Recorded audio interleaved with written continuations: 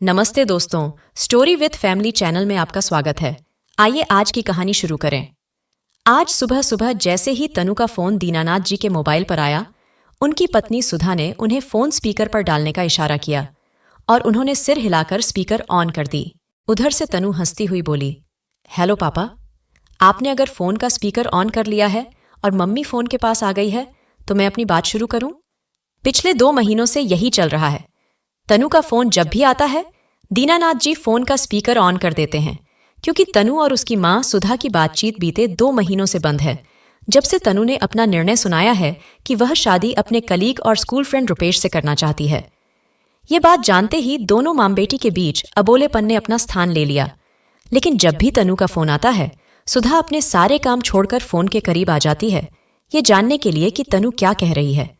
तनु की बातों को सुनकर सुधा के चेहरे के हाव भाव बनते बिगड़ते रहते हैं, क्योंकि सुधा किसी हाल में नहीं चाहती कि उनकी बेटी किसी विजातीय लड़के से ब्याह करे।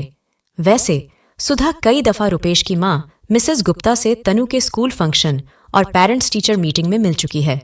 मिसेस गुप्ता मॉडर्न और स्वतंत्र विचारधारा की महिला हैं, और उनकी यही बात सुधा को लगता है कि मिसेस गुप्ता जरूरत से ज्यादा ही मॉडर्न हैं। मिस्टर गुप्ता इंडियन नेवी में वरिष्ठ अधिकारी के पद पर थे। उनका घर ग्वालियर के पॉश एरिया में है और काफी आलीशान भी है। नौकर चाकर सब है, किसी चीज की कोई कमी नहीं है। उनके घर का वातावरण, रहन सहन थोड़ा भिन्न है, जो सुधा को शुरू से ही अटपटा लगता आया है, क्योंकि सुधा जहां रहती है वहां की औरतें न तो मिसेस गुप्ता की भांति बिना आस्तीन का ब्लाउज पहनती हैं और न ही बिना सिर पर पल्लू लिए घर से बाहर निकली हैं। ऊपर से इनका पूरा परिवार शुद्ध शाकाहारी, और उनके घर पर बिना अंडा, मांस, मछली के काम ही नहीं चलता। दीनानाथ जी एक सुलझे हुए और सरल व्यक्तित्व के धनी हैं। उन्हें इस रिश्ते से कोई ऐतराज नहीं, क्योंकि उनके लिए तो तनु की खुशी ही सबसे बड़ी खुशी है। उनका मानना है कि जात पात, धर्म कुछ नहीं होता। मनुष्य की बस एक ही जाति है और एक ही धर्म होता है, और वह है मानवता का धर्म। दीनानाथ जी को मिसेस गुप्ता के मॉडर्न होने से भी कोई तकलीफ नहीं है। तनु के सवालों का जवाब देते हुए दीनानाथ जी ने हंसते हुए कहा, हाँ बोलो, तुम्हारी मम्मी आ गई हैं और फोन भी स्पीकर पर है। पापा, कल मैं और रुपेश ग्वालियर आ रहे हैं। फिर शाम को रुपेश के मॉम डैड से आप और मम्मी हमारी शादी की बात करने आएंगे। दीनानाथ जी तनु को आश्वस्त करते हुए बोले, तुम चिंता मत करो, सब ठीक होगा। यह सुनने के बाद तनु ने कहा, थैंक यू पापा, मुझे आपसे एक बात और शेयर करनी है। मैंने और रुपेश ने कंपनी चेंज कर ली है। हमारी नई कंपनी का सब डिविजनल ऑफिस ग्वालियर में भी है, तो शादी के बाद हम दोनों ग्वालियर आ जाएंगे। अरे वाह, यह तो और भी अच्छी बात है। हमारी बेटी शादी के बाद भी इसी शहर में रहेगी। हमें और क्या चाहिए। यह खबर सुनते ही तुम्हारी भाभी बहुत खुश हो जाएगी। भाभी का नाम सुनते ही तनु चहकती हुई बोली, पापा, भाभी कहाँ हैं? बात तो कराइए। इस वक्त तो वह किचन में व्यस्त है। तनु थोड़ा नाराज होती हुई बोली, पापा, मैंने मम्मी से कितनी बार कहा है कि एक फुल टाइम मेड रख लो। सुबह से लेकर रात तक भाभी बेचारी घर के कामों में ही उलझी रहती है। यहां तक कि उनके पास अपने खुद के लिए भी समय नहीं होता। और मम्मी है कि कुछ समझती ही नहीं। उन्हें लगता है कि घर का सारा काम बहू का ही है। ऊपर से भाभी को सारे काम साड़ी पहनकर करने पड़ते हैं। उन्हें काम करने में कितनी असुविधा होती है। पापा, आप मम्मी को समझाइए, वक्त तेजी से बदल रहा है। अब मम्मी को भी थोड़ा बदलना होगा। अच्छा पापा, अब मैं फोन रखती हूं। ऐसा कहकर तनु ने फोन रख दिया। तनु के फोन रखते ही सुधा के चेहरे का रंग गुस्से से लाल हो गया और वह बड़बड़ाती हुई कहने लगी, लो, अब यह छोरी सिखाएगी मुझे कि बहू से क्या काम करवाना है और क्या नहीं। खुद को तो ढेले भर की अक्ल नहीं। वो एक ऐसी औरत की बहू बनने को उतावली हुए जा रही है जिसे हमारी संस्कृति का जरा सा भी ज्ञान नहीं है। न तो वह अपने सिर पर पल्लू लेती है और न ही उसे छोटे बड़े का लिहाज है। शादी हो जाने दो, फिर पता चलेगा मॉडर्न सास कैसी होती है। सुधा को अपनी स्वयं की बेटी के लिए इस प्रकार मुंह से आग उगलता देख दीनानाथ जी बोले, अब बस भी करो सुधा। मिसेज गुप्ता मॉडर्न हैं, इसका मतलब यह नहीं कि वे बुरी हैं या फिर बुरी सास ही साबित होंगी। कम से कम अपनी बेटी के लिए तो अच्छा सोचो और अच्छा बोलो। रुपेश अपने पेरेंट्स के साथ हमसे मिलने आ रहा है। कल नए रिश्तों की नींव पड़ने वाली है। मैं नहीं चाहता कि किसी भी रिश्ते की शुरुआत खटास से हो। दीनानाथ जी के ऐसा कहते ही सुधा कोई प्रतिक्रिया व्यक्त किए बगैर वहां से चली गई। दूसरे दिन तनु आ गई। शाम की पूरी तैयारियां जोरों पर थीं। वह वक्त भी आ गया जब रुपेश अपने पेरेंट्स के साथ तनु के घर पहुंचा। मिसेस गुप्ता की खूबसूरती आज भी बरकरार थी। उसे देखते ही सुधा मन ही मन कुड़कुड़ाने लगी। जवान बेटे की मां और ऐसा साजो सिंगार, अपनी उम्र तक का लिहाज नहीं। आग लगे ऐसे मॉडर्ननेस को। मिसेस गुप्ता इन सब से बेखबर घर के सभी सदस्यों के साथ बड़ी आत्मीयता से मिल रही थीं।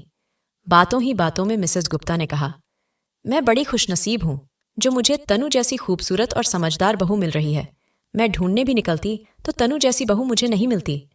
मिसेस गुप्ता के ऐसा कहने पर सुधा व्यंग्यात्मक लहजे में बोली, खूबसूरत और समझदार के साथ साथ कमाऊ बहू भी मिल रही है। मिसेस गुप्ता, ये कहना भूल गई आप। सुधा का ऐसा कहना दीनानाथ जी, तनु और उसके भैया भाभी को बड़ा अटपटा और बुरा लगा, लेकिन मिसेस गुप्ता बड़े सहज भाव से सुधा की बातों को हंसी में उड़ा गईं।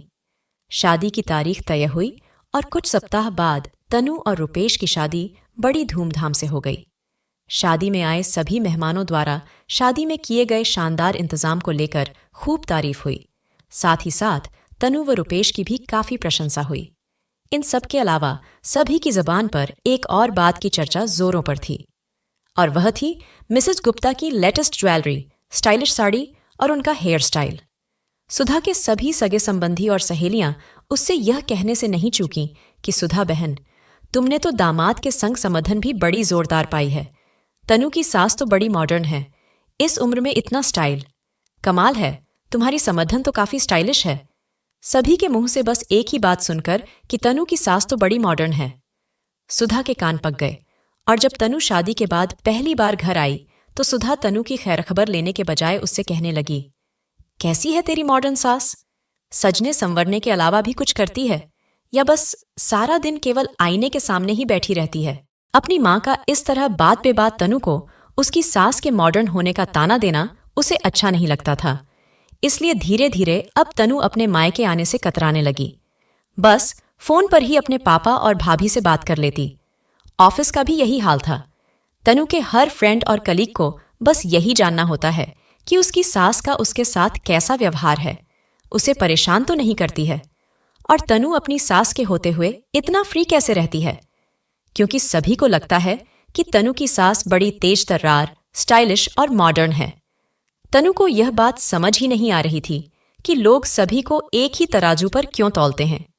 ऐसा जरूरी तो नहीं कि जो महिला स्टाइलिश हो, मॉडर्न हो, वह तेज तर्रार और बुरी सास ही होगी, और जो देखने में सिंपल हो, सीधी सादी लगती हो, वह अच्छी सास ही होगी। एक शनिवार तनु अपने मायके में फोन कर अपनी मम्मी से बोली, मम्मी, इस वीकेंड हम पिकनिक पर जा रहे हैं। मॉम कह रही थी कि आप सब भी हमारे साथ चलते तो एक अच्छी फैमिली पिकनिक हो जाएगी। आप भैया भाभी से भी चलने को कह देना। तनु का इतना कहना था कि सुधा भड़क उठी और कहने लगी, हमें कहीं नहीं जाना तेरी मॉडर्न सास के साथ, और न ही हमारी बहू जाएगी तुम लोगों के साथ। तुम सास बहू दोनों जीन्स पैंट पहनकर पूरे शहर में घूमो, तुम्हें न सही, पर हमें तो लोकलाज का ख्याल रखना ही पड़ेगा। वैसे भी तुम्हारी भाभी अपने मायके इंदौर गई है और तुम्हारा पत्नी भक्त भाई उसके साथ ही गया है।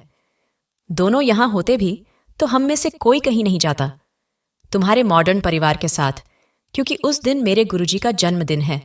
इसलिए हमारी समिति की ओर से इस अवसर पर भव्य सत्संग आयोजित किया जाएगा। उस दिन गुरुजी सभी को दर्शन और आशीर्वाद देंगे, जो जीवन की सद्गति के लिए बहुत जरूरी है। यह सब तेरी मॉडर्न सास क्या समझेगी? सुधा का इतना कहना था कि तनु ने गुस्से में फोन काट दिया।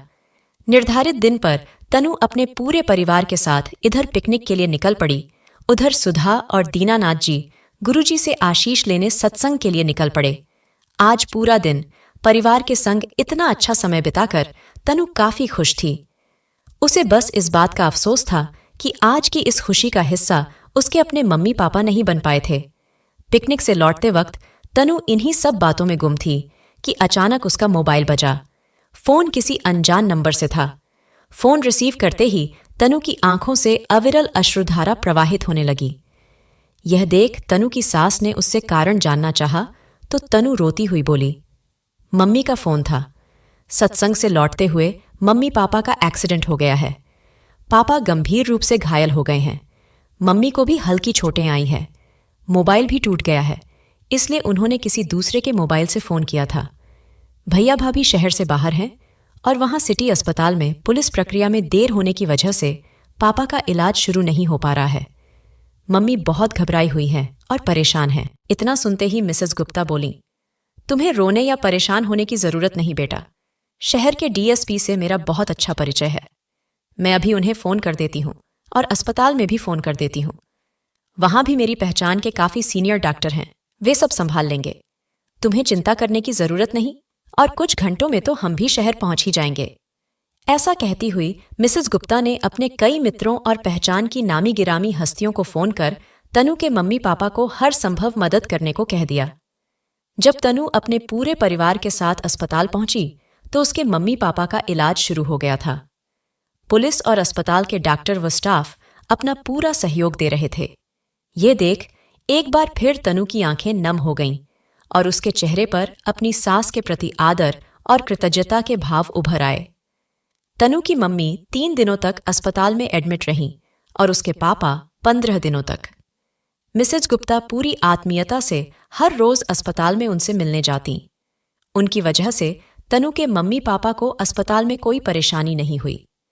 वहां उनका विशेष ध्यान रखा गया और अस्पताल के डॉक्टरों व स्टाफ से भरपूर सहयोग मिला। उसके बावजूद मिसेज गुप्ता के प्रति सुधा के विचार और बर्ताव में कोई फर्क नहीं आया। सुधा अब भी अपने स्वस्थ होने और सही समय पर इलाज मिलने का श्रेय अपने गुरुजी की कृपा और आशीर्वाद को ही दे रही थी। मिसेज गुप्ता को सुधा अपने गुरुजी के द्वारा भेजा गया केवल एक माध्यम समझ रही थी, जबकि गुरुजी का इस बात से कोई वास्ता ही नहीं था। सुधा की इस प्रकार अंधभक्ति देख और बार बार अपनी ही माँ से अपनी सास के लिए अपमान भरे शब्द सुन सुनकर तनु ने यह तय कर लिया कि वह अब न तो अपने मायके जाएगी और न ही अपनी मम्मी को फ़ोन करेगी। काफ़ी दिनों तक जब तनु अपने मायके नहीं गई तो एक दिन तनु की सास ने उससे कहा, तनु बेटा, तुम बहुत दिनों से अपने मायके नहीं गई हो, इस संडे समय निकालकर उनसे मिलाओ, उन्हें तुम्हारी चिंता होती होगी। तनु अपनी सास की बात टालना नहीं चाहती थी और न ही उन्हें सच बताकर उनका दिल दुखाना चाहती थी, इसलिए वह बोली, जी मम्मी जी, इस संडे चली जाऊंगी। संडे को जब तनु अपने मायके पहुंची तो पापा उसे बरामदे में आराम कुर्सी पर बैठे किताब पढ़ते मिल गए। काफी देर पापा के पास बैठने के बाद जब तनु अंदर गई तो उसने देखा कि उसकी मम्मी अपनी सहेलियों के साथ बैठी हंसी ठिठोली कर रही है और उसकी भाभी भाग भाग कर सबके लिए चाय नाश्ता और पानी की व्यवस्था कर रही है। यह देख तनु अपनी भाभी का हाथ बंटाने किचन की ओर बढ़ी ही थी कि वहां बैठी उसकी मम्मी की सहेलियों में से एक ने कहा, अरे तनु, तुम कब आई? इधर आ, हमारे पास बैठ। मैंने तो सुना है कि तेरी सास बड़ी मॉडर्न है, तुम अपनी सास के साथ ससुराल में कैसे निभा रही हो? तनु चुप रही। फिर क्या था, एक के बाद एक सभी ने तनु की सास का मजाक उड़ाना शुरू कर दिया। कोई उनकी लिपस्टिक पर फिक्रे कसने लगा तो कोई उनकी हेयर स्टाइल पर, किसी को उनका इस उम्र में जीन्स पहनना गलत लग रहा था तो किसी को उनके लहराते हुए आंचल से आपत्ति थी। सभी की अनर्गल बातें सुनकर तनु से रहा नहीं गया और वह सब पर बरस पड़ी। हाँ, मेरी सास बड़ी मॉडर्न है। वे केवल मॉडर्न ड्रेस ही नहीं पहनती, उनकी सोच भी मॉडर्न है। वे अपनी बहू को चारदीवारी में घूंघट के पीछे घुटन भरी जिंदगी नहीं, बल्कि खुली हवा में आज़ादी की सांस लेने देती है। यहाँ आप में से कितनी सास अपनी बहू को उनकी मर्जी से जीने देती है, अपनी बहू का बेटी की तरह माँ बनकर ध्यान रखती है। लेकिन मेरी मॉडर्न सास मेरा ख्याल अपनी बेटी की तरह रखती है और मुझे उनके मॉडर्न होने पर गर्व है, क्योंकि वे मुझे केवल बेटी बुलाती ही नहीं, अपनी बेटी समझती भी है।